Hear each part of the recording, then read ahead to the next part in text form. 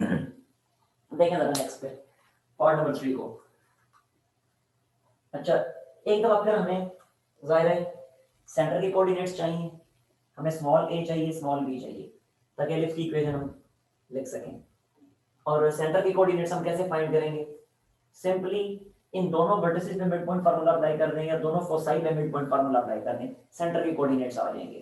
ठीक है, क्योंकि हमें पता है सेंटर जो होता है वो दोनों फोकस जो है इनका भी मिड पॉइंट होता है, दोनों वर्टिसेस का भी मिड पॉइंट होता है, और दोनों को वर्टिसेस जो है इनका भी मिड पॉइंट होता है। तो किसी भी दो में मिड पॉइंट फार्मूला अप्लाई कर दें, सेंटर के कोऑर्डिनेट्स आ जाएंगे। तो यहां मैं लिख देता हूं फिर सेंटर के कोऑर्डिनेट्स जो बनते हैं, सेंटर जिसको ओ से डिनोट कर देते हैं, और इसके कोऑर्डिनेट्स क्या बनेंगे?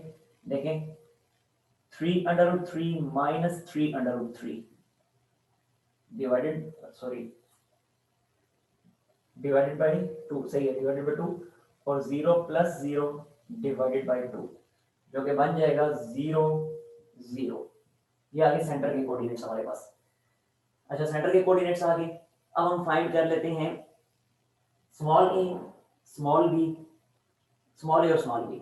अच्छा देखें, स्मॉल ए और स्मॉल बी फाइंड करने के लिए स्मॉल ए तो डायरेक्टली हमारे पास आ जाएगा। कैसे आ जाएगा?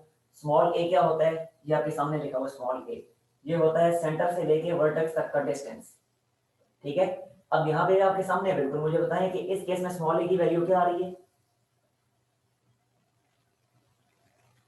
6 6 आ रही है, गुड, बिल्कुल ठीक है। स्मॉल ए की वैल्यू 6 आ रही है, क्योंकि ये जो वर्टेक्सेस हैं इसमें से किसी एक वर्टेक्स और सेंटर में डिस्टेंस फार्मूला अप्लाई करें तो ए की वैल्यू 6 आ जाएगी हमारे पास डायरेक्टली। ठीक है, अच्छा ए की वैल्यू आ गई। अब सी की वैल्यू अगर हम फाइंड करना चाहते हैं तो सी क्या होता है? सेंटर से लेके फोकस तक का डिस्टेंस। अब मुझे बताएं इस केस में सी की वैल्यू फिर क्या आएगी?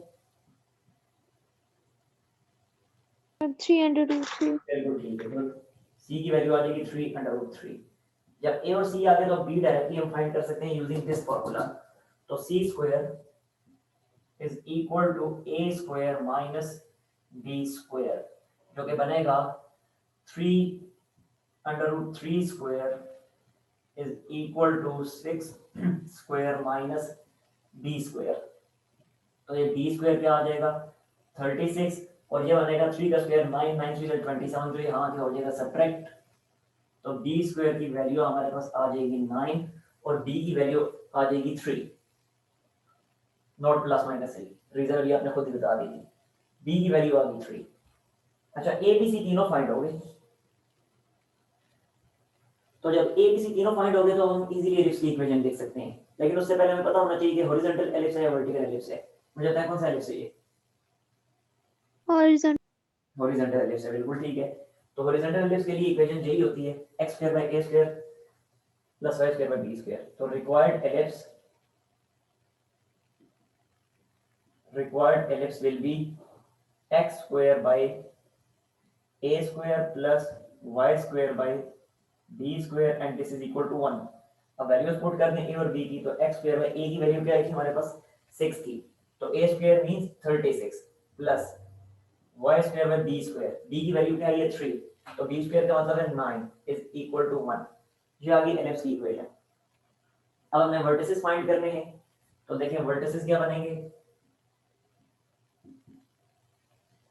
वर्टिसेस, क्योंकि हॉरिजॉन्टल एलिप्स है, क्योंकि ये हॉरिजॉन्टल एलिप्स है, और हमें पता है कि हॉरिजॉन्टल एलिप्स के केस में सेंटर के एक्स कोऑर्डिनेट में हम ए की वैल्यू को ऐड करते हैं, जबकि सेंटर का वाई कोऑर्डिनेट ऐसे ही आ जाता है।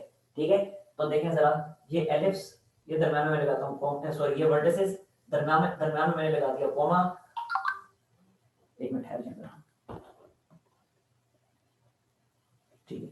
अच्छा देखें, अभी मैंने आपको क्या बता रहा था कि अगर हॉरिजॉन्टल एलिप्स है तो हॉरिजॉन्टल एलिप्स के केस में जो वर्टिसेस का y कोऑर्डिनेट होगा वो एज इट इज आ जाएगा, यानी जो सेंटर का y कोऑर्डिनेट है वही वर्टिसेस का भी y कोऑर्डिनेट होगा। ठीक है, तो अब जरा देखें सेंटर का y कोऑर्डिनेट क्या था? सेंटर का y कोऑर्डिनेट था 0, तो इसलिए वर्टिसेस का भी y कोऑर्डिनेट 0 आ जाएगा।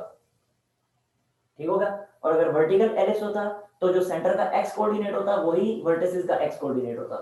खैर ये तो हॉरिजॉन्टल एलिप्स है, तो हॉरिजॉन्टल एलिप्स के केस में जो सेंटर का y कोऑर्डिनेट है वही वर्टिसेस का भी y कोऑर्डिनेट होगा।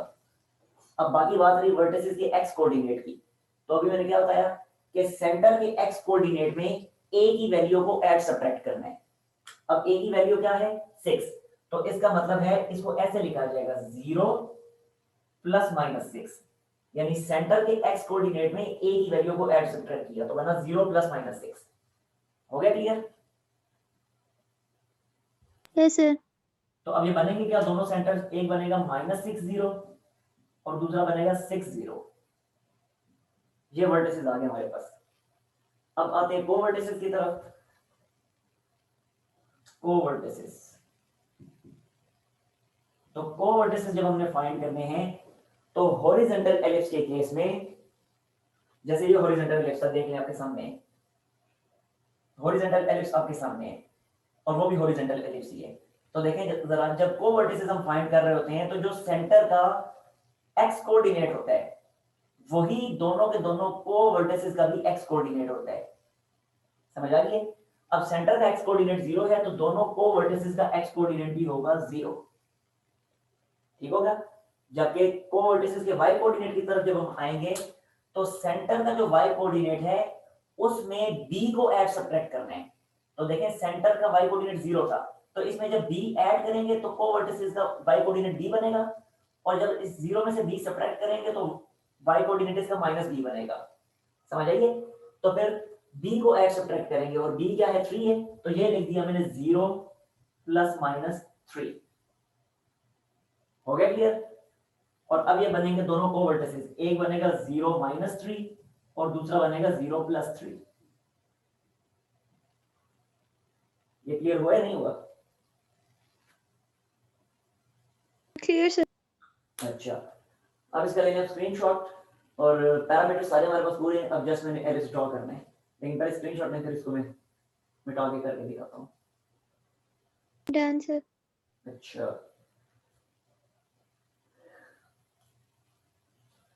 सेंटर था 0 0, सेंटर भी आ गया हमारे पास, वर्टिसेस भी आ गए, कोवर्टिसेस भी आ गया, और फोकस को ऊपर लेके यहाँ से मैं मिटा देता हूँ सारा। सेंटर 0 0 है, ठीक है।